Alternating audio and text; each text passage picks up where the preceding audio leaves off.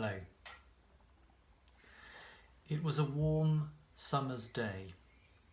I must have been about 11 or 12 years old, and one of the family cats had caught a bird in the garden. I'd managed to scare the cat away, but it was immediately clear that the bird was mortally wounded, with a broken wing and a large gash in its body. I was standing with a large rock in my hand directly above the bird, who was lying on the path in the garden. This was an epiphany moment for me when I realised that I had a choice, either to end the bird's suffering or to leave it to the mercy of the cat, who was waiting at a safe distance, watching me. In that moment I realised that it wasn't a straightforward choice, and I struggled. I believed that it was right to let go of the rock, but I stood for what seemed like minutes rooted to the spot, indecisive. Was it right? Was it fair to end this bird's life? Many thoughts crowded in as I stood there. After what felt like ages, I let the rock fall from my hands, and the bird's suffering was over. Fast forward around 17 years, and I find myself sitting with my wife on a park bench not far from Addenbrooke's Hospital in Cambridge, having just been told that our unborn baby had a serious abnormality which was life-threatening. We were both stunned, and the dream of our perfect first child was shattered into pieces. We learned subsequently that our baby had a genetic abnormality which had a bleak prognosis. 50% of babies with this condition died during labour or in the neonatal period.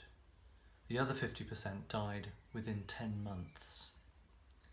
We were given literature about stillbirths and about termination, and were faced with an impossible decision.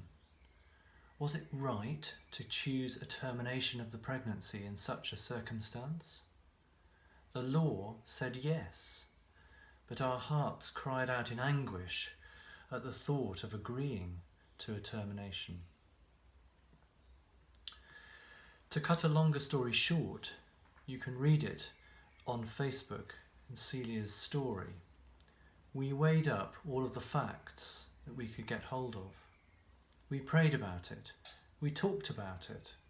We became almost immobilized in the difficulty of the situation. In the end, we both agreed that we simply couldn't wake up one day and decide to end this baby's life ourselves. We decided to continue with the pregnancy and accept whatever would happen. Why am I telling you this? I'm telling you this because I want to illustrate the point that personal lived experience of a challenging situation deeply changes our response to it. It is one thing to have an intellectual answer to the challenge of termination in the case of fetal abnormality, but it is another to live it yourself. I'm not suggesting that our conclusion of not pursuing a termination is legitimately transferable to other situations. Rather, I'm wanting to help others to realise that it is not enough to theorise about answers to difficult questions without having at least tried to sit within the situation oneself. So let's try to avoid glib answers to difficult questions. And let's remember that every situation is unique and needs to be respected as such.